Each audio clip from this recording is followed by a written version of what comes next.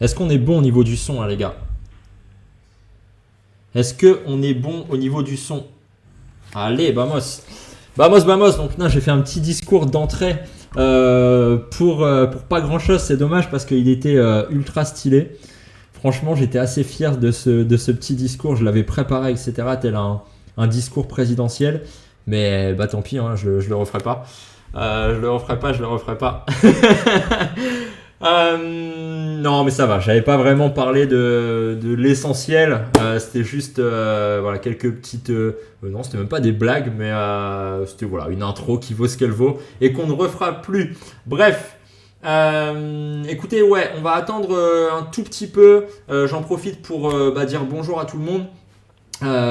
Oui, comme je disais peut-être en introduction, j'espère que votre grind se passe bien, que les Winamax Series se sont bien passés pour ceux qui les ont joués, que vous ne vous êtes pas trop cagoulés comme assez souvent sur ces séries. C'est pourquoi je pense que Germain, Benoît, etc. préfèrent le cash game. Il y a moins de variance. Et sinon, bah ouais, écoutez les gars, j'espère que voilà, tout va bien dans votre grind, dans votre vie, etc. Que tout se passe pour le mieux pour vous. De mon côté, avant de démarrer cette présentation, eh ben tout va bien pour moi. Pour ceux qui s'en inquiétaient, tout va bien pour moi. Je suis super content d'avoir repris. Bon, ça fait un petit moment maintenant, mais une vingtaine de jours, les coachings, etc., etc. C'est vraiment cool. Ça fait super plaisir. Je suis ultra motivé. Ça devient quasiment c'est quasiment 100% de mon taf maintenant, donc c'est ultra stimulant et ouais, enfin c'est génial. Bref, écoutez, aujourd'hui, comme vous me l'avez pas mal demandé, ou en tout cas je crois que c'est Benoît plus quelqu'un d'autre dans le chat de Poker Crusher sur Discord, que je vous invite d'ailleurs à rejoindre, vous m'avez demandé de parler de la concentration, qui est honnêtement... j'ai eu cette question, en tout cas ce thème à aborder. J'étais là en mode what the fuck, parce que what the fuck dans le sens où comment je vais pouvoir aborder ça en 30-45 minutes, peu importe, de la manière la plus à la fois complète possible, sachant qu'en réalité on pourrait réellement passer 7, 8, 10 heures à parler de la concentration, tellement il y a de choses à dire. Donc voilà, donc on va aujourd'hui parler, vous l'avez compris, de la concentration. On va essayer de faire des liens évidents avec le poker, hein, c'est quand même le but de ce stream. Et voilà, écoutez, ensuite, let's go. Je regarde juste que j'ai un message sur Discord si c'est pas au niveau... ok, c'est tout bon sur Discord, tout va bien, le stream se passe bien. On n'est pas encore énormément pour l'instant, mais ça va monter petit à petit. J'ai ouï dire qu'il y avait pas mal de concurrence aujourd'hui à 16h sur ce créneau-là. Écoutez, on va tout faire pour faire la meilleure présentation possible, le meilleur stream possible, tout défoncer et que dès la semaine prochaine, si à 16h il y a encore 3-4 personnes, que plus personne ne soit ailleurs, simplement. Allez, let's go. Donc aujourd'hui, on va parler de concentration et je vais me refocus du coup moi-même sur cette masterclass ou cette présentation plutôt que de me dire des bêtises. Let's go. Alors, si on essaye de définir ce qu'est la concentration, c'est une définition qui n'est, on va dire, c'est pas une définition générale sur laquelle tout le monde sera d'accord, mais on s'en rapproche quand même si elle n'est pas complète. C'est plus que ce que je voulais dire dans mes propos précédents. Donc la concentration, globalement, c'est la capacité à mobiliser l'ensemble de nos facultés psychiques pour réussir une action en cours. Ok, ça paraît évident. Donc là, vous voyez qu'il y a déjà une notion de réussir une action en cours. Ça veut dire quelle action j'ai déterminée au préalable. Sur quoi je vais vouloir mettre mon attention, ma concentration. Vous allez voir qu'il y a une nuance. Pour définir ça rapidement, la concentration, c'est plus l'état d'esprit global. Notre attention, ça va être le spotlight, le focus, ce sur quoi on va mettre réellement notre attention, quoi. Vous avez compris l'idée. Okay, donc la concentration est la capacité à mobiliser l'ensemble de nos facultés psychiques pour réussir une action en cours. Si par exemple, je décide de lire ce bouquin, je prends ce bouquin. Normalement, je veux le lire en ayant la meilleure rétention et surtout la meilleure captation et rétention d'informations possible. La rétention vient après. Je vais me concentrer au maximum pour pouvoir, comprendre et digérer au mieux ce que l'auteur a voulu me transmettre. Ok. Alors, pourquoi être concentré? Très brièvement, vous allez voir qu'il y aura une petite partie théorique et ensuite on passera directement à des éléments plus concrets qui vont vous servir dans votre grind. Pourquoi être concentré? Globalement, ça va pouvoir donc être concentré, c'est pour, comme je le disais, pouvoir focaliser notre attention sur des informations internes ou externes, donc externes ou internes plutôt, c'est moins naturel, qui nous sont nécessaires. Encore une fois, on a déterminé au préalable, vous allez voir, c'est super important, sur ce quoi on veut mettre notre attention. Et dans un deuxième temps, maintenir cette focalisation, donc cette attention sur le temps qui nous est nécessaire. On est évidemment capé d'un point de vue attentionnel de par notre énergie simplement. On ne peut pas, alors certes on a tous des compétences, on va dire des skills et des capacités qui sont différentes par rapport à ça, mais on ne peut pas être concentré à attention maximale sur une durée qui est illimitée dans la journée. Vous vous en doutez bien. Ok ? Je regarde en même temps s'il n'y a pas de petites questions, etc. Mais c'est bon, on avance. Alors, les caractéristiques principales en résumé de l'attention, ce qu'il faut comprendre dans un premier temps, c'est que c'est vraiment un canal unique. Certains vous diront qu'on a 2 canaux de concentration, mais en réalité, on n'en a qu'un. 2 canaux dans le sens où j'ai un canal délibéré attentionnel unique, c'est-à-dire que d'ailleurs, on reviendra sur ça après, mais il y a Benoît qui avait partagé une vidéo d'un grinder US qui était très très bien par rapport à ça, et il explique très bien, je vous invite à aller voir ça. On a un canal unique attentionnel dans le sens où si je prends cette bouteille, ok, que je vous demande de vous concentrer sur cette bouteille, alors tel un spotlight quasiment visuel, on ne pourra mettre notre attention que sur cette bouteille. Et tout ce qui sera aux alentours de cette bouteille sera certes dans notre champ visuel, mais ce ne sera pas une perception délibérée, unique et intense. Ok, donc là, le canal attentionnel, c'est la bouteille. Maintenant, si je vous dis de focus sur le micro, ou sur le micro qui est là, eh bien alors, votre canal attentionnel est orienté sur le micro. Okay, et dans le champ visuel un petit peu global et général, on aura certes la bouteille, mais qui ne sera plus en canal attentionnel unique. Ok, on comprend ça. Ultra important, vous allez voir pour la suite. Comme je le disais, pour passer plus brièvement, l'attention, la concentration et l'attention derrière, c'est vraiment dépendant de ce sur quoi nous voulons la mettre, où nous voulons aller porter notre attention. Donc encore une fois, il faut le déterminer au préalable. Alors, ça peut paraître évident, mais cette forme de pratique délibérée, en tout cas d'attention délibérée via la pratique délibérée, est ultra importante parce que même quand on grind ou alors quand on travaille notre jeu, et ça rejoint un petit peu ce que je disais la semaine dernière, c'est pas évident de se dire que tout le monde a forcément une attention portée sur ce qui est le plus optimal. Parfois, on va grind juste parce qu'il faut grind. Mais est-ce qu'on a vraiment l'attention qui est portée sur ce qui nous semble le plus intéressant? On a l'exemple concret de quand on n'est pas dans un spot, eh bien, on va avoir une tendance naturelle à faire autre chose. Certes, si vous jouez 10 tables en même temps, on ne peut pas être partout sur toute la table, mais en live, on voit ça beaucoup. Quand les mecs ne reçoivent pas leur carte et qu'ils ont fold, eh bien, ils sont totalement désintéressés de l'action. Or, le canal attentionnel optimal à l'instant T serait peut-être d'aller voir ce que font les autres joueurs. Ce n'est pas peut-être, c'est évident. Serait d'aller voir ce que font les autres joueurs pour pouvoir capter l'information. Or, on décide délibérément ou pas, par manque peut-être de concentration, de capacité concentrationnelle ou attentionnelle, de faire autre chose. Et enfin, toujours pour terminer sur ces caractéristiques, eh bien, une attention est flexible, orientable, comme on l'a vu. Tac, je peux aller mettre mon attention sur la bouteille, je peux switch, tac, tac, tac. Voyez ça vraiment comme un spotlight. Vraiment, c'est la meilleure définition possible. C'est un faisceau lumineux, un spotlight, tac, qui peut certes être élargi ou être rétréci, mais c'est un spotlight, d'accord? Et c'est anticipable, encore une fois, parce qu'on doit savoir au préalable, pour avoir la meilleure pratique possible, sur quoi on doit aller mettre notre attention. On est bon sur tout ça? Ok, vamos. On enchaîne. Bienvenue aux nouveaux mecs qui sont là. Ça monte tout doucement. C'est cool. Let's go. De toute façon, il y aura un replay pour ceux qui ont raté le début, qui est quand même important. Alors, qu'est-ce que cela implique dans mon poker? C'est quand même ce qui nous intéresse, je pense, nous tous qui sommes ici sur ce Twitch.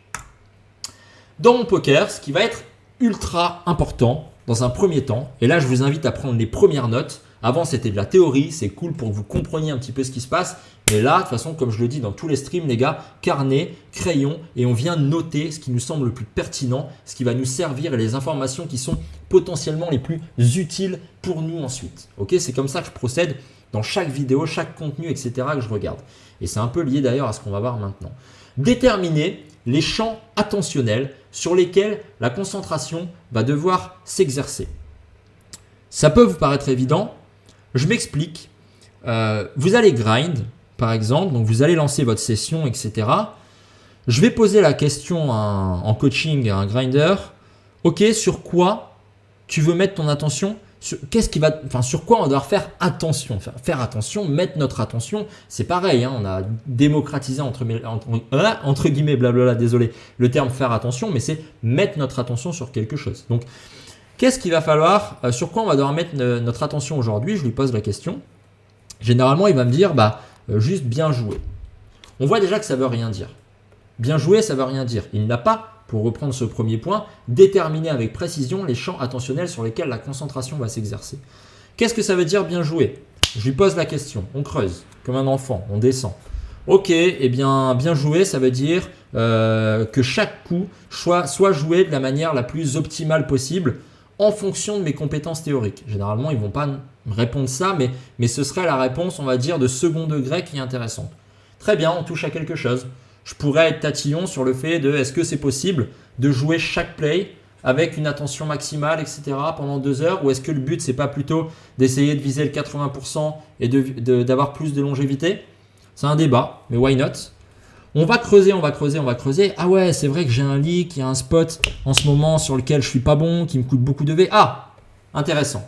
Est-ce que finalement, il vaut mieux pas déterminer en amont que c'est ces spots-là sur lesquels je vais pouvoir et je vais avoir envie d'avoir une attention quasi maximale, quitte à délaisser un petit peu d'attention puisqu'on parlera plus de compétences inconscientes dans les autres domaines, sur des spots qui sont plus évidents pour moi, et mettre vraiment mes capacités attentionnelles sur ça. Très bien. Donc en faisant ça, on envoie déjà un message clair à notre cerveau. C'est comme en fait un objectif de session. On envoie un message clair à notre cerveau que nos canaux attentionnels, donc qui sont uniques, mais qui vont être répétitifs, vont devoir être portés vers un élément précis de notre session. Donc là, on voit déjà à quel point ça peut être ultra puissant parce qu'on va, par définition, en faisant ça, limiter directement les switches potentiels attentionnels qui vont se produire régulièrement, d'autant plus dans notre société où on a clairement le cerveau qui est niqué par rapport à ça et on a des capacités attentionnelles qui sont bien moindres par rapport à il y a 20, 30 ou 40 ans. Il y a des études là-dessus qui le montrent. Ok ? Donc ça, ultra intéressant de déterminer en amont les champs attentionnels sur lesquels la concentration va s'exercer. Dans un deuxième temps, savoir donc sur quel champ attentionnel, lequel choisir, et ce sur quoi il est le plus important de porter mon attention. Ici, c'est comme s'il y avait une forme de hiérarchisation. Ok, j'ai déterminé les champs attentionnels qui vont être essentiels pour pouvoir performer. Maintenant, comme je le disais juste avant, j'ai un petit peu peut-être spoil entre guillemets second point, mais c'est qu'on va pouvoir hiérarchiser et déterminer ce sur quoi je dois avoir vraiment une attention plus forte et ce sur quoi, sans être laxiste, je peux me permettre de délaisser un petit peu d'attention. Sachant encore une fois que l'attention est limitée, dans une énergie qui elle-même est limitée, eh bien ça peut être intéressant et c'est même, je pense, obligatoire de devoir déterminer ça en préalable. Vient la question, parce que évidemment, moi je vais essayer de rendre les choses les plus concrètes possibles pour votre grind. Vient la question de est-ce que je dois faire ça tout le temps ? Est-ce que avant chaque session, je dois vraiment réfléchir, etc. La réponse, c'est oui. Ça ne devrait prendre qu'une minute à chaque fois, mais c'est important d'avoir déterminé les champs attentionnels au préalable. Et enfin, ce qui va être aussi important dans notre poker, c'est de pouvoir apprendre à switch rapidement, à changer de champ. Ok, là on parle beaucoup de notre grind, mais ça peut être dans notre travail de jeu. Ok, déterminer exactement ce sur quoi je dois porter mon attention. Je parlais la semaine dernière que beaucoup de gens regardent par exemple des live poker, etc. Est-ce qu'on a besoin de porter une attention réelle quand on regarde, les résumés de Baki Poker sur YouTube ? Je sais pas. C'est à débattre. Peut-être que Germain, Benoît ou d'autres grinders me diront oui parce qu'il y a des choses intéressantes. Peut-être que non, on est dans du full divertissement et qu'en fait on peut se permettre d'être juste dans de la conscience générale. De toute façon, on est toujours en conscience, mais sans attention réelle portée sur les coups, etc. joués. Okay, d'un point de vue technique. Donc c'est important déjà de comprendre en amont, que ce soit dans votre travail de jeu, dans votre grind, etc., ce sur quoi je veux vraiment porter mon attention. Ok ? On est bon sur tout ça ? À chaque fin de slide ou presque, j'essaierai de regarder un petit peu le chain pendant 10 secondes. voir s'il y a des questions et on avance. Vamos! J'ai oublié en effet, mais ça rejoint la première slide. Ça va rester concentré le plus longtemps possible en fonction de nos besoins. On voit très bien qu'en MTT, on ne va pas solliciter les mêmes ressources qu'en cash game, par exemple. Je ne peux pas malheureusement m'étaler sur tous les points et vous donner toutes les informations. Encore une fois, j'essaye juste d'être le plus efficient possible sur 45 minutes. Alors, on termine avec 2 slides théoriques, vous allez voir, qui sont ultra intéressantes. Sans du tout porter offense, pour ceux qui ont regardé la vidéo au Grinder qui a fait un très très bon résumé via un tableau qu'il avait derrière, etc., sur la conscience et sur l'attention, etc. C'était génial. Mais il y a c'est pas une erreur, mais je vois les choses un petit peu différemment. Les études voient les choses légèrement différemment aussi. Je crois qu'il parlait de 2 ou 3 canaux attentionnels orientés soit vers la conscience, soit vers les émotions, soit vers l'extérieur. Il n'a pas tort, mais on peut être un petit peu plus précis. Je m'explique. Globalement, vous allez avoir 4 champs attentionnels possibles. On va avoir le champ large interne. Ce qui est interne, on garde ce spotlight, ok, ça, vous n'êtes pas obligé de l'enlever, mais c'est comme si vous alliez le mettre à l'intérieur de vous. C'est pas évident parce que en visualisant le truc, il n'y a plus de spotlight quasiment puisque c'est interne. Mais bon, sans trop débattre sur ça, le champ large interne, globalement, c'est quand on va être dans nos pensées, mais de manière assez élargie. Donc tout ce qui est lié à la réflexion, etc., etc., on va y venir juste après via des exemples concrets. Ok, donc ça c'est large interne. Je suis à l'intérieur de moi, dans mes pensées, et je pense de manière large. Ensuite, on va avoir tout ce qui est étroit interne. Donc c'est toujours une concentration et un champ centré sur un objet interne au cerveau, mais de manière beaucoup plus étroite. On n'est plus dans les pensées. C'est comme si en méditation, c'est exactement le cas en fait, d'accord? Méditation, tac, je pense plein de choses, et tout à coup, j'arrive à recentrer mon attention, mon champ, sur une donnée en particulier. Ok? Ensuite, évidemment, je vais avoir le champ large externe. Donc ici, le phénomène du spotlight est totalement visualisable. Champ large externe, c'est quand je vois, donc j'ai une attention orientée vers quelque chose qui est à l'extérieur de moi, de mes pensées, mais qui est très large. Et enfin, on a le champ large externe. Je me suis un petit peu planté, je suis désolé. Étroit externe, pardonnez-moi. Étroit externe, donc globalement, on a ce spotlight qui se rétrécit, tac, tac, tac, tac, tac, tac, tac, pour aller se mettre sur quelque chose un focus vraiment ultra pointu, ultra précis. Ce qui pourrait être votre grind, par exemple. Ok? Alors, juste une question générale, je vois. Y a-t-il une corrélation entre la baisse intrinsèque de la concentration et l'âge? Alors, je n'ai pas pour être honnête, je ne sais pas exactement. Par contre, tes facultés cognitives baissent forcément. En tout cas, si tu ne les travailles pas plus, tu vois, c'est comme un yo-yo qui se fait, vont naturellement baisser avec l'âge, mais pas forcément tout de suite après 30 ans, hein, même s'il y a des études qui le montrent, mais la courbe, elle est très très basse par rapport à ça. Donc, ta concentration, à mon sens, va aussi baisser avec l'âge. Ce n'est qu'un avis, ce n'est que mon opinion par rapport à mes connaissances que j'ai actuellement. Ceci dit, je dirais, j'aurais aussi un contre-argument pour moi-même sur le fait que malheureusement, encore une fois, pour cause sociétale, on voit beaucoup de jeunes de 15, 16, 17, 20 ans qui ont des capacités d'attention qui sont vraiment lamentables. Et ça, pour le coup, il y a des études de maintenant comparativement à il y a 50 ans et c'est vraiment mais catastrophique. Donc, tu vois, pour te répondre, finalement, j'aurais peut-être une idée différente de ce que j'évoquais au départ. D'un point de vue cognition, ça va baisser, mais en même temps, on voit qu'à l'heure d'aujourd'hui, eh bien, c'est tellement triste qu'à 15-16 ans, ce soit délicat pour beaucoup que, tu vois, c'est pas forcément une question d'âge là-dessus. Ok? Donc, pour vous argumenter, vous donner des exemples sur tout ça. Donc, le champ large interne. Donc, comme je disais, quand on est dans nos pensées, mais de manière large, c'est tout ce qui est de l'ordre de la stratégie, de l'analyse, de la planification. Ok? Donc, je suis dans mon cerveau et je suis en train de penser général, stratégie. Je ne pense pas à une donnée en particulier, je planifie. Ok? Ensuite, on a le champ interne et étroit. Donc, on se recentre sur nous-mêmes, mais dans l'étroit, on est clairement sur de la préparation à l'action. On est sur du warm-up, par exemple, dans votre poker. Dans un troisième temps, on a le champ large externe. D'accord? Donc, c'est externe, et c'est très très large, eh bien c'est le temps clair de l'évaluation et de la prise de recul. Ok? Je me suis trompé sur le premier point, je crois que j'ai dit large externe, c'était large interne, sur la stratégie d'analyse, etc. Ok? Donc large externe, c'est plus l'évaluation, la prise de recul, c'est ce qui va se passer après votre grind potentiellement. Ok?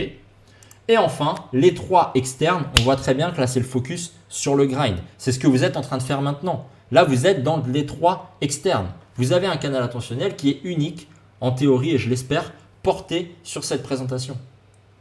Ok? Ça peut switch, c'est évident. Ce champ-là peut switch. Il suffit que votre femme vous appelle, ça switch. Ok?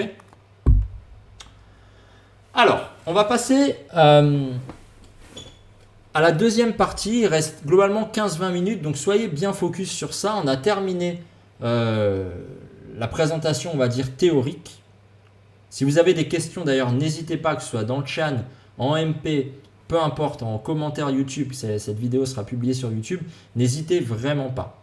Ok, j'ai encore une fois essayé d'être le plus concis et de donner le plus d'informations en même temps possible.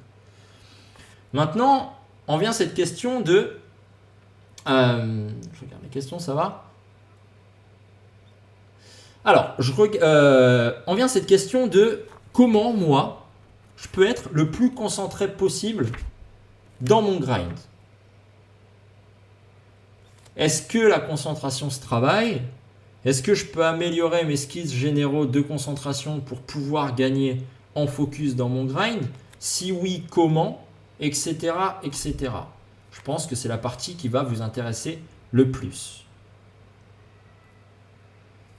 Dans un premier temps, c'est ultra, je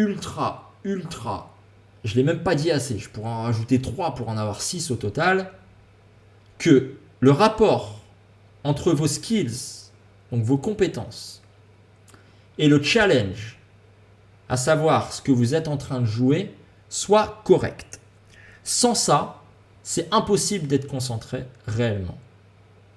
Les émotions vont soit prendre le dessus de manière trop intense.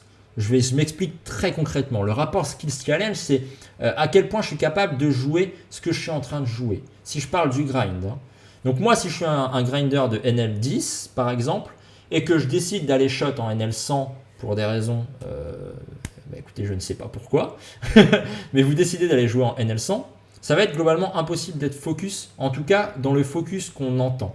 Alors vous allez me dire oui, c'est pas vrai, etc. Parce qu'au contraire, je vais être très très concentré tellement j'ai peur, etc. Oui, mais l'émotion va tellement prendre le dessus, le stress va tellement prendre le dessus sur tout ça, que globalement on ne sera pas dans un état de concentration qui est optimal. Vous le comprenez bien.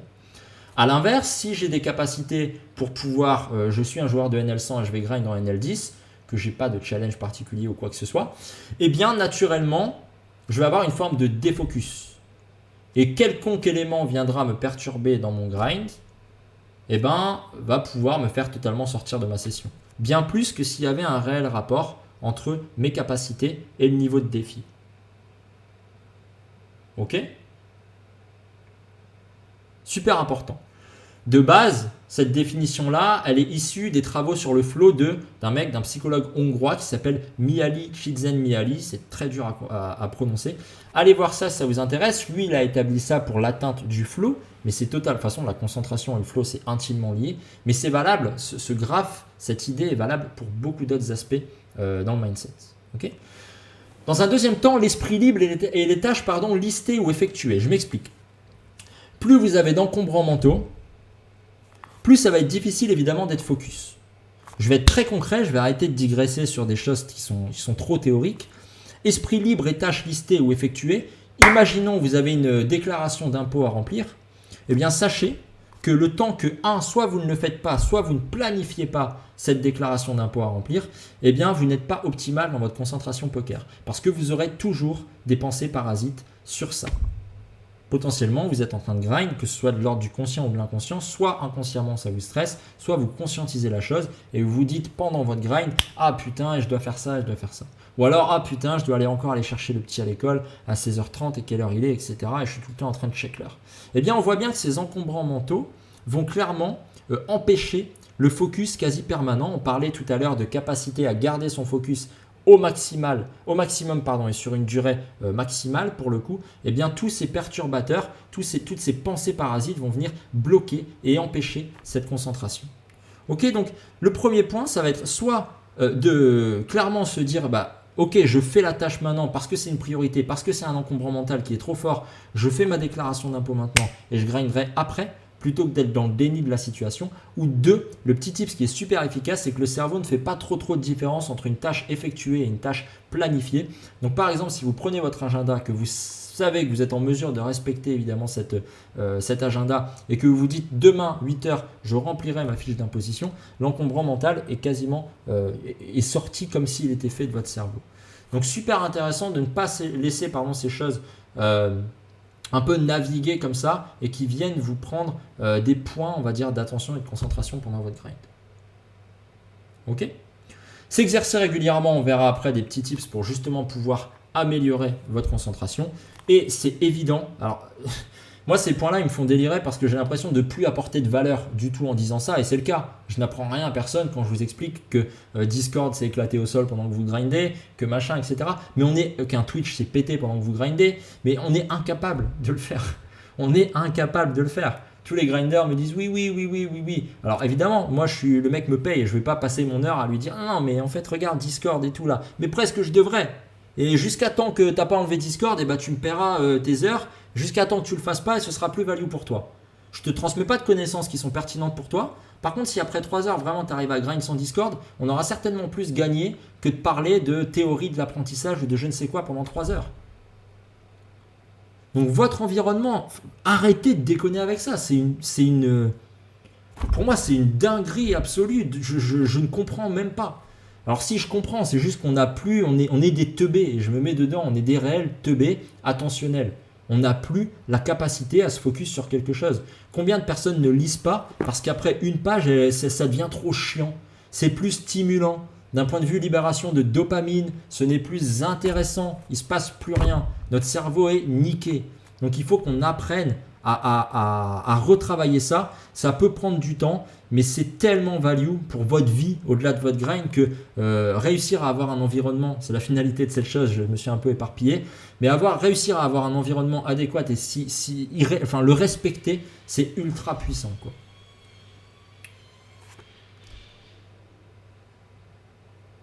Allez, on enchaîne. Je vais vous parler, une fois maintenant que vous êtes défocus, donc in-game, ça va arriver assez souvent, ok ? Il y a une forme de zone d'acceptation, c'est-à-dire qu'être défocus de temps en temps, c'est pas très grave, c'est normal, encore une fois, on ne vise pas le 100%. Il faut voir aussi l'intensité, entre guillemets, du défocus. Est-ce que c'est juste un défocus léger et j'arrive naturellement, paf, à me remettre et à diriger ce spotlight, hein. Voyez toujours ça comme un spotlight. C'est peut-être l'un des meilleurs conseils que je peux vous donner aujourd'hui parce que c'est tellement tangible que c'est intéressant de réfléchir comme ça. Ok, mon spotlight il s'est barré, je le remets. Comme en méditation, on essaye d'avoir par exemple un spotlight sur la respiration. Eh bien tac, les pensées, ok, elles sont là. Je les accepte, hein, il n'y a pas de jugement. Non pas je vais vous parler du jugement en mode méditation, etc., dev perso, mais c'est-à-dire ça ne sert à rien de venir juger votre défocus. C'est pas je me suis défocus, putain t'es qu'une merde, etc., t'es nul et je reviens me focus. Non, j'accepte que en fait c'est naturel, je me suis défocus et naturellement je reviens mettre le spotlight sur ce qui m'intéresse. Okay, et plus je vais m'exercer à faire ça, plus naturellement eh bien, je n'aurai plus besoin de le faire et c'est comme si on envoyait des messages constants à notre cerveau que c'est là-dessus qu'il faut que je me concentre. Je me déconcentre, je me reconcentre et à force c'est ok. Ceci dit, la gestion de l'erreur doit être quand même prise en considération. Alors, dans un premier temps, on a la règle des 2 R. C'est quand on capte qu'on est défocus sans affect, sans impact émotionnel. Ok ? Donc je suis défocus, mais je n'ai pas l'impression d'être touché tant que ça. Non pas forcément par le fait d'être défocus, hein, mais on peut être défocus par exemple parce que on se prend un énorme bad beat, cas très classique, eh bien ça va me toucher émotionnellement et en plus je vais me défocus parce que ça me casse les couilles et vous voyez les spotlights dont on parlait, eh bien je suis en train de me dire, donc on est sur l'étroit interne, putain j'ai pas de chat, c'est tout le temps comme ça, etc. Alors qu'en fait on devrait avoir un spotlight étroit externe. Okay, donc ça c'est intéressant. Donc quand on voit qu'il y a un défocus mais pour l'instant sans impact émotionnel, la règle des 2 R est très très bien, essayez de la retenir. On peut simplement utiliser une respiration abdominale, très simple, sans parler de méthodologie particulière. La première étape devrait être ça parce que ça permet d'être comme un point d'ancrage. C'est-à-dire que je vois que j'ai fait une erreur, le premier truc que je dois faire, c'est respirer. Certes, pour les impacts et les bénéfices qu'aura la respiration sur le système nerveux, sur notre système, simplement sur notre gestion physique et émotionnelle, mais au-delà de ça aussi pour l'ancrer comme un point de switch. Vous voyez, c'est-à-dire que dès que j'ai un défocus, j'envoie un message clair à mon cerveau que défocus, réaction comportementale, respiration. Respiration, refocalisation immédiate sur l'action. Je défocus, respiration, refocalisation immédiate sur l'action. Ok ? Et ensuite, on a ce qu'on appelle la règle des 4 R en cas d'affect émotionnel et d'impact émotionnel. Donc, on a un switch express. Donc 2 R, pardon, pourquoi ? Pour relâchement et refocalisation. On s'en tape un petit peu. Règle des 4 R, switch express. Donc en cas d'impact émotionnel, où on va avoir dans un premier temps le relâchement par respiration abdominale, j'ai noté jusqu'à retour à la normale, ou en tout cas que l'hémostat, le thermostat des émotions redevienne un petit peu plus OK. Ensuite, deuxième R qu'on n'avait pas avant, essayer de retourner le négatif en positif avec modification du discours interne et utilisation des pensées parades.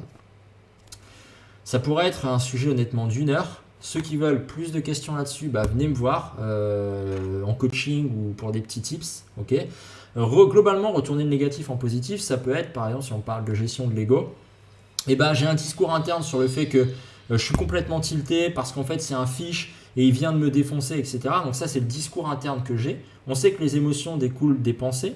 Donc si j'ai ces pensées-là, forcément, je vais avoir des émotions négatives. Ce discours interne lié à l'ego pourrait être « Ok, tu m'as niqué, entre guillemets, tu as gagné, tu as eu de la chance, etc.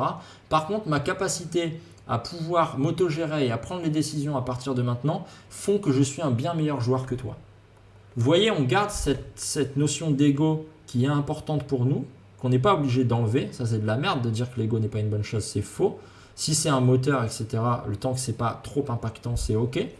On peut prendre cet ego-là et le retourner en notre faveur. Vous voyez, l'ego qui était de base dans le discours interne de « Ouais, putain, t'es vraiment trop nul, je suis meilleur que toi, etc. » On le retourne vers le « Ok, comme je pense que je suis meilleur que toi, on garde cet ego, meilleur, pas meilleur, je suis meilleur que toi, eh bien ma capacité à prendre les bonnes décisions à partir de maintenant confirmeront le fait que je suis meilleur que toi. » On vient de retourner un discours interne négatif en discours positif, et ce qui va nous permettre de pouvoir en même temps relâcher naturellement l'émotion, la tension, etc. Okay. Ensuite, je réévalue l'objectif si nécessaire. Ça veut dire simplement me reconnecter à mes objectifs. Pourquoi je suis là, pourquoi je grind, à quel point c'est important pour moi, etc. Et enfin, refocus sur l'action immédiate. Ce 4R, honnêtement, vous ne devriez pas l'utiliser tant que ça.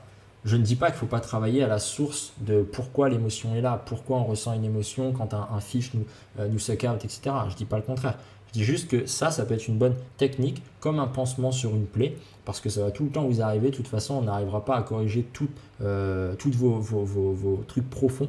Ça peut être super intéressant. Je sais que c'est peut-être plus délicat et que vous posez des questions sur comment je peux utiliser ça dans mon grind, etc. N'hésitez pas encore une fois à venir me poser les questions juste après. Okay. On termine avec 2 petites slides. Améliorer sa concentration, on peut totalement s'exercer à le faire. Alors on dit toujours comme un muscle, etc. Parfois ça me saoule un peu, mais j'utilise moi-même à force de l'entendre peut-être. Mais en fait, votre concentration, par exemple, vous voyez, on parle toujours de méditation, etc. et on ne capte pas beaucoup pourquoi. Eh bien là peut-être, j'espère en tout cas que au-delà des bienfaits de la méditation, sur le stress, sur le bien-être, sur l'énergie, etc. D'un point de vue concentration, en fait, c'est ultra intéressant parce que ce que je vous disais par rapport au spotlight, et j'ai pris l'exemple tout à l'heure d'ailleurs, quand vous méditez, en méditation guidée, je ne sais pas si vous méditez avec Petit Bambou par exemple, on vous dit toujours ça, que globalement, il faut accepter les pensées, elles viennent, elles sont là, il n'y a pas de jugement, et on va essayer de venir remettre notre attention, vous voyez de quoi on parle là maintenant, sur la respiration. Donc en fait, c'est ma capacité à, j'accepte que mon attention elle va ailleurs, je la remets sur la respiration. Et comme on n'est plus capable de se concentrer, méditer c'est insupportable. C'est insupportable parce qu'en fait, regarder un écran, avoir quelqu'un qui nous parle, bla bla bla, c'est bien plus stimulant. Et ça s'explique d'un point de vue neurochimie. Je vous ai parlé de dopamine. Il y a d'autres, pardon, je vais y arriver, je suis un petit peu fatigué, d'autres systèmes qui se mettent en place, mais globalement, au-delà de tout ça, eh bien, on n'est plus en mesure, comme je disais, de pouvoir mettre une attention vraiment là où on veut, et s'exercer à la méditation peut être super intéressant rien que pour ça. Ok ? Au-delà de ça, pour bosser votre concentration, je peux vous conseiller, par exemple, d'essayer de réciter l'alphabet à l'envers. C'est un tips comme un autre. Vous le faites aujourd'hui pendant 20 jours. Vous prenez l'alphabet à l'envers, aujourd'hui vous allez être en galère totalement.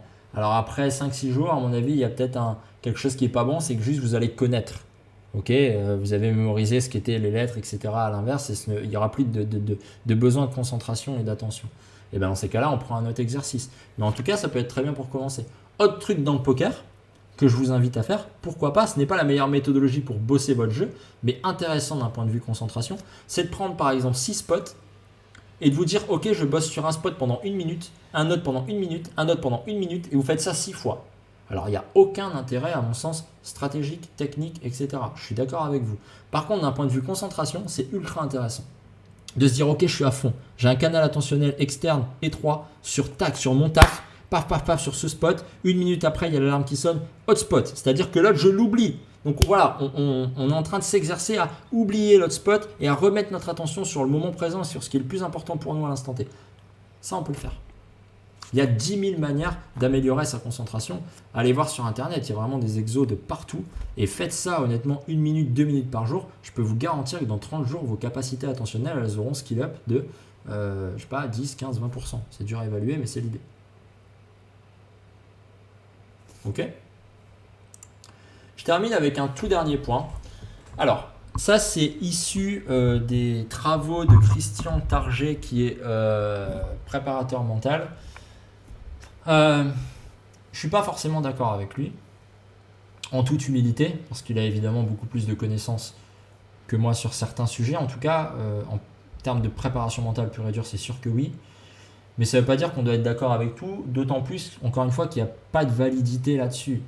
Moi, j'aime beaucoup, peut-être que c'est un défaut, mais je me base quand même sur ce qui a des validités scientifiques à 95-99%.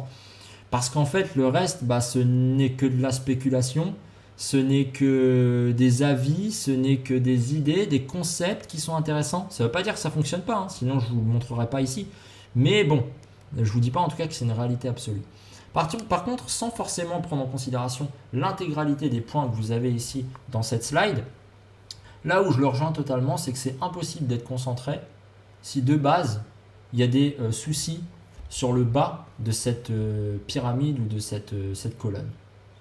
S'il y a des énormes problèmes de gestion émotionnelle, s'il y a des problèmes d'estime de soi, et c'est encore plus flagrant avec l'énergie, si on a un manque de sommeil qui est clair, on voit bien que notre concentration est impossible. Donc il y a c'est ce qui m'intéresse dans ce schéma de Target, c'est que, encore une fois, je m'en fous que vous intéressez, pardon, je suis en galère, j'ai fait 10 coachings aujourd'hui, je suis fatigué.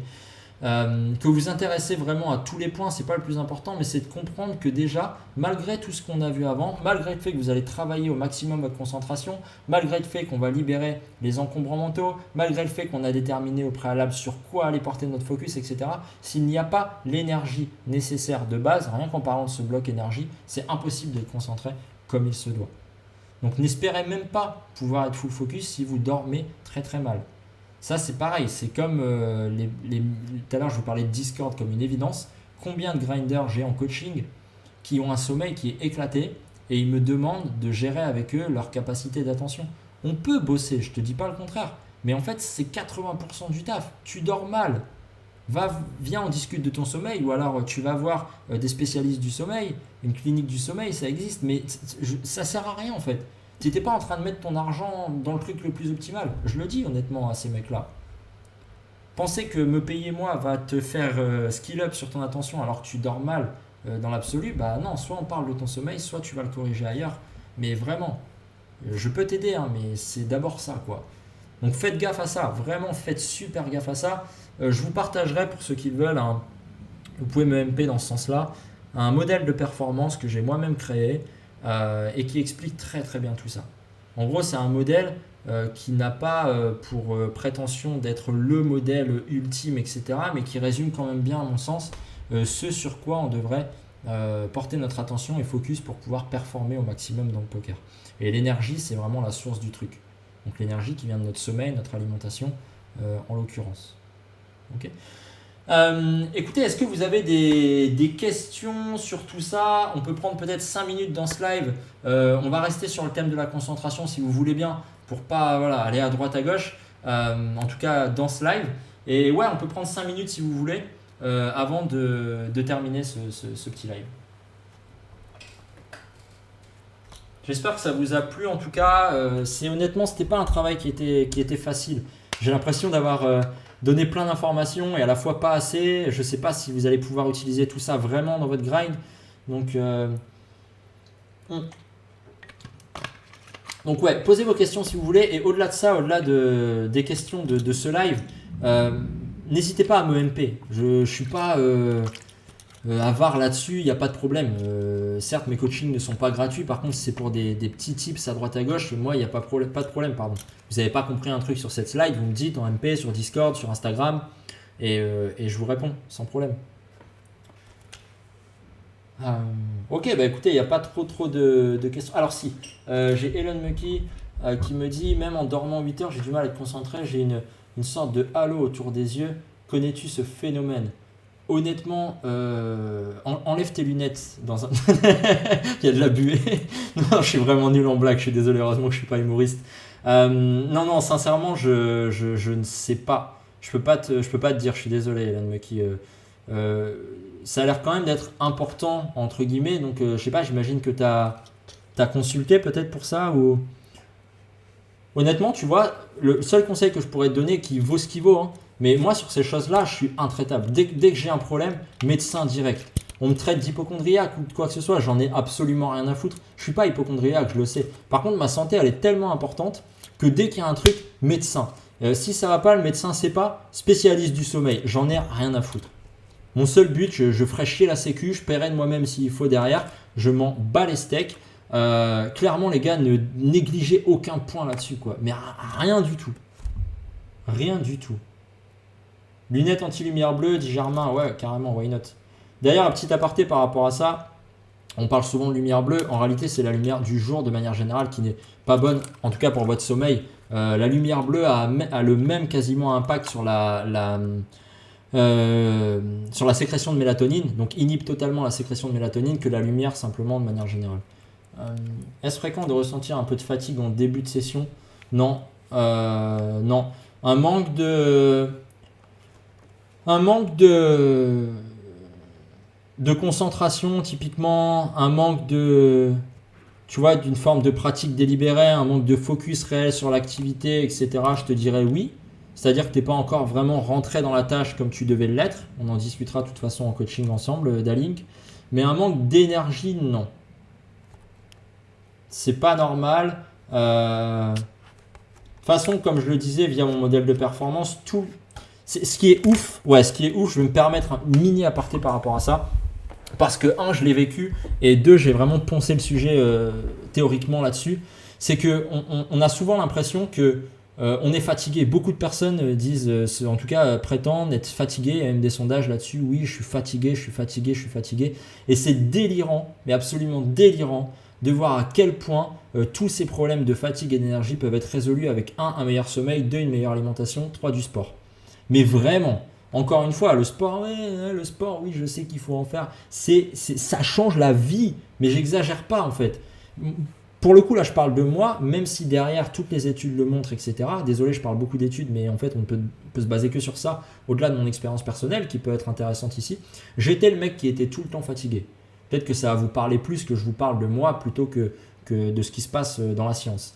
J'étais le mec qui était honnêtement tout le temps fatigué. Je le disais à mon médecin, je comprends pas, je suis tout le temps fatigué, j'avais 26-27 ans à l'époque, je sais pas pourquoi, j'ai l'impression de dormir à peu près bien, et c'est l'époque où je grindais beaucoup, etc. On n'a jamais compris la raison. Un jour où j'ai arrêté de grind, donc peut-être aussi qu'il y avait moins de tension, ou je sais pas, hein, bien que mon taf en fait est tout aussi stressant entre guillemets, mais en fait un jour j'ai plus ou moins changé de vie après mes 30 ans, Et j'ai vraiment modifié considérablement mon alimentation, sans être dans l'extrême. Je ne suis pas le mec qui va manger du tofu et du quinoa tous les jours, mais globalement, je respecte cette règle des 80-20 qui est ultra importante pour moi dans ma vie. 80% je mange sainement, 20% je fais de la merde. Mon sommeil, j'ai essayé de tout faire pour l'optimiser. Maintenant, je dors très très bien. Sans stress, vous voyez, sans volonté et stress de surperformance entre guillemets dans le sommeil. Non, juste j'ai essayé de le gérer au mieux. Et le sport, je m'y suis mis sérieusement. Je vous garantis, mais vous ne me croyez pas, que des problèmes de fatigue constants, etc., que j'avais pendant 10 ans, ils ont disparu en 3 mois. Mais plus rien. Plus rien. Je suis le mec le plus... J'ai de l'énergie tout le temps. Le soir, je me couche, mais c'est une fatigue où vous avez ressenti ça certainement qui est saine, qui est ultra cool. C'est juste, je suis fatigué, je suis bien, etc. Mais il n'y a plus de fatigue un peu de merde. Voilà. Donc vraiment, enfin ça, c'est game changer. Mais... Moi, de toute façon, dans mon approche d'un point de vue mindset, c'est pour ça que j'aime pas me définir comme préparateur mental. C'est que là, je suis en train de plus en plus de m'intéresser à l'alimentation, au sport et au sommeil. Parce qu'en fait, je vois à quel point dans mes coachings, quand je règle ça, et en fait, il y a aussi des notions de mindset parce que c'est à quel point toi, tu es capable de comprendre ça et de le mettre en place, qu'est-ce qui te bloque, pourquoi tu te sens pas capable, etc. Donc oui, évidemment qu'il y a des notions d'ordre psychologique, mais honnêtement, 80% des problématiques qui se passent en coaching, tu solves ça, tu as résolu 80% des problèmes, quoi. Donc ouais. Alors, je lis les petites questions rapidement. Est-ce que c'est fréquent donc ça non. Pour le sport, penses-tu que 2 séances intenses de badminton de 2 heures chacune suffisent ou faut-il en faire plus? Ouais, enfin totalement. Il n'y a pas de... Je pense qu'en effet, une demi-heure de sport par semaine, c'est insuffisant. Après, au-delà, tu vois, c'est pas... Un truc aussi... Après, je vais arrêter le live parce que c'est pas que j'aime pas vous parler, c'est juste qu'on part dans tous les sens et que même moi, je vais trop parler après. Donc déjà pour te répondre, oui c'est très très bien, 2 heures, voilà. Mais au-delà de ça, en fait c'est pas tant le sport qui compte, c'est ta sédentarité. C'est-à-dire que si tu fais 2 heures de badminton par semaine mais que tu es tout le temps assis dans ton siège de poker toute la semaine, tu vas avoir les mêmes problèmes d'un point de vue énergétique qu'un mec qui ne fait pas de sport. Réellement, ça va pas changer grand-chose. On parle toujours du mouvement. C'est-à-dire qu'être en mouvement, c'est plus important que faire du sport. Même si le sport est essentiel, je ne dis pas le contraire, je l'ai même dit juste avant, donc je ne vais pas me contredire et je suis d'accord de toute façon avec ça. Encore plus important que le sport, je dirais le mouvement. C'est-à-dire que je vais préconiser beaucoup plus que tu ailles marcher 1 heure par jour, par exemple, sans que ce soit intense, plutôt que de ne faire que 2 séances de badminton par semaine et de rien faire à côté et d'être complètement sédentaire, ce qui est un des problèmes d'ailleurs de beaucoup de joueurs de poker. Donc ouais, le mouvement plus important. Il y a des mini tips par rapport à ça. Si tu as des escaliers, prends-les tout le temps. Dès qu'il y a des escaliers, prends les escaliers, arrête les ascenseurs. Vous avez dû entendre ces tips, mais ça permet en fait d'être déjà dans un mindset de mouvement et de favoriser clairement tout ça, quoi. C'est mon cas, je ne bouge pas, tout ça. Bah voilà, en fait, et du coup, je suis presque désolé de te le dire, mais le sport que tu fais, il va avoir évidemment un impact réel, c'est trop cool à l'instant T, mais sur ton énergie globale, ça n'a pas vraiment d'impact. Donc essaye de, peut-être que ce que je pourrais te donner comme tips vraiment, je ne sais pas si c'est compliqué pour toi ou pas, mais déjà, et dis-moi, essaye pendant 30 jours, tiens, parce que ce qui est cool, c'est que tu peux avoir des résultats très très rapides. Je te donne un tips concret, Elon Mucky, et tu reviens d'ailleurs dans le live ou tu le mets en commentaire YouTube ou tu reviens me voir en MP, peu importe. Va marcher tous les jours, 30 minutes par jour pendant 30 jours en plus de ton sport. 30 minutes par jour pendant 30 jours en plus de ton sport, tu marches et reviens vers moi et on voit ce qui se passe. Parfois, il y a des choses qu'on pense ultra complexes, je vous garantis, pas du tout, mais pas du tout. Ouais, 1 heure après, peut-être que c'est beaucoup, peut-être que c'est contraignant pour toi, si ça ne l'est pas, très bien. Mais minimum 30 à 45 minutes par jour, allez. Mais vraiment tous les jours, et fais-le 30 jours. Fais-le comme un challenge, tu verras dans un premier temps. C'est un challenge, c'est un très bon tremplin pour la suite. Et tu verras qu'après 30 jours, tu vas tellement en tirer des bénéfices et surtout, tu auras ancré l'impact émotionnel de faire ça que voilà. Écoutez les gars, s'il n'y a plus de questions, eh bien on va se quitter. Je vais en profiter 1 minute pour faire un peu de promo quand même pour mes coachings parce que maintenant c'est vraiment mon activité principale et je ne fais que ça. Donc ceux qui sont motivés pour du coaching, venez me voir sur Insta, sur Discord, peu importe. Je fais des calls avec tout le monde de 20-30 minutes pour vraiment discuter de votre projet, etc., voir où vous voulez aller. Il y a beaucoup de mecs qui font des calls de 20 minutes et qui s'en battent les couilles après. J'ai déjà eu ça, le cas même pour moi récemment avec un gars, je ne vous dirai pas qui, mais c'était assez catastrophique. Moi, l'idée vraiment, c'est qu'on puisse mettre quelque chose en place de solide, c'est-à-dire que vous ayez confiance en moi, que moi je pense que votre projet est aussi pertinent, et si on arrive à amener à quelque chose, ensuite pourquoi pas faire du coaching ensemble. Je propose des trucs de 3 mois ou des coachings qui sont beaucoup plus à l'heure et à la volée. Voilà, en tout cas n'hésitez pas à me MP pour qu'on discute de tout ça. Merci à tous pour le live, c'était vraiment cool, c'était un peu différent. Dites-moi aussi si ça vous plaît, cette forme bien plus théorique avec des slides. Et puis sinon on se retrouve dans 2 semaines pour un nouveau live. Je ne sais pas encore de quoi on va parler. Proposez-moi des thèmes aussi dans le Discord.